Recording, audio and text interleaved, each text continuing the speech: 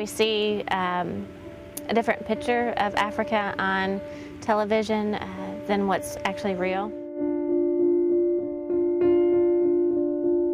Africa has traditionally been a very violent continent.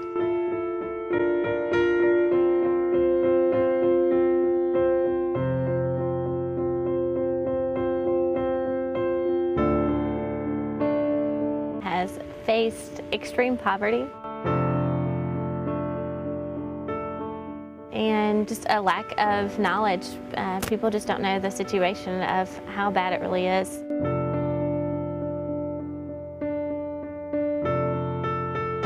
In October of 2007, God called me to Africa, and it was a very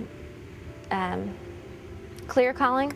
I had given God basically every reason in the book why not to go to Africa, and He reaffirmed me that I did not need to worry about those reasons and just to trust Him, and that He would provide a way for me to get there. So about 18 months after I felt God's call in my life, I actually got to visit Africa for the first time.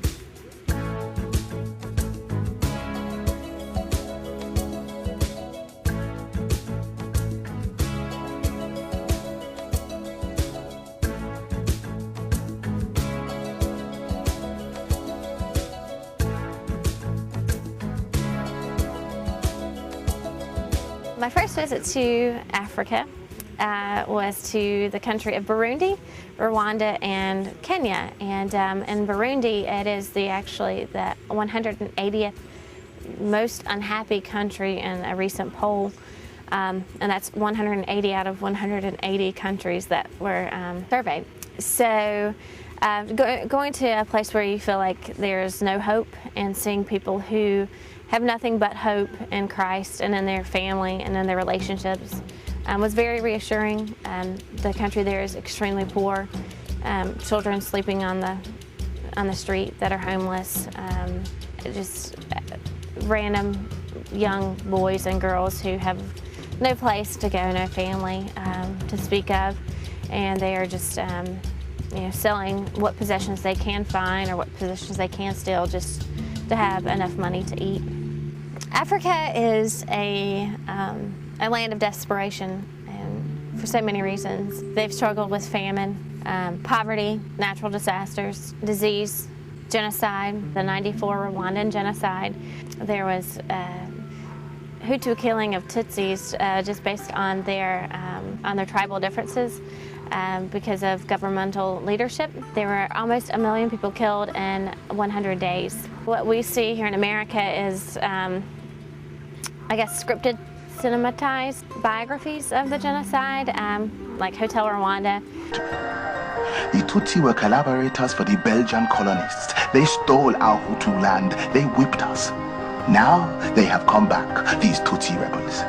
They are cockroaches. I think it's very real, the story that was told, but it's totally different when you are standing on their soil and you get to meet children that have been left behind because both of their parents were killed, or a single parent family whose whole family was killed in the genocide.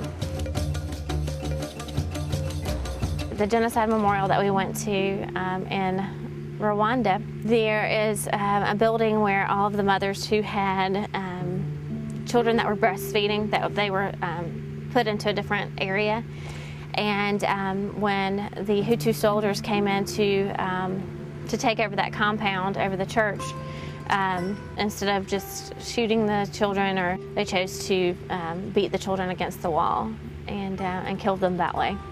And there's still to this day, 15 years later, a huge blood stain on the wall. There were over 5,000 people killed in that facility.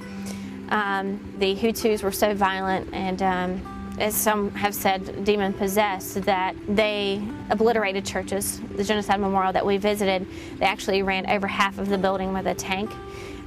So everyone that was on that side of the building were trampled by that machinery.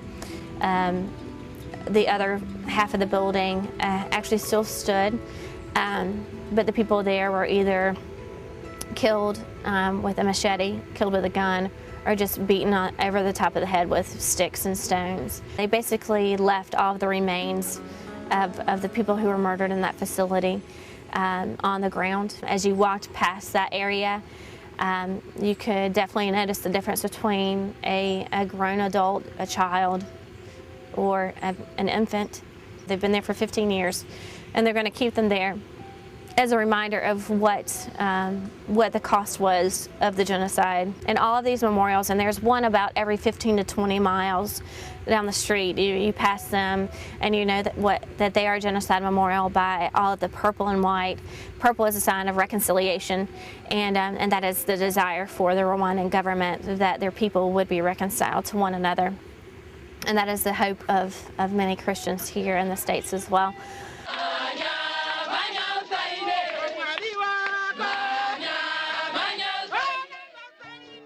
I have a trip coming up to Africa in the next couple of months, and the reason why I desire to go is so that I can share the love of Christ with people who desperately need it.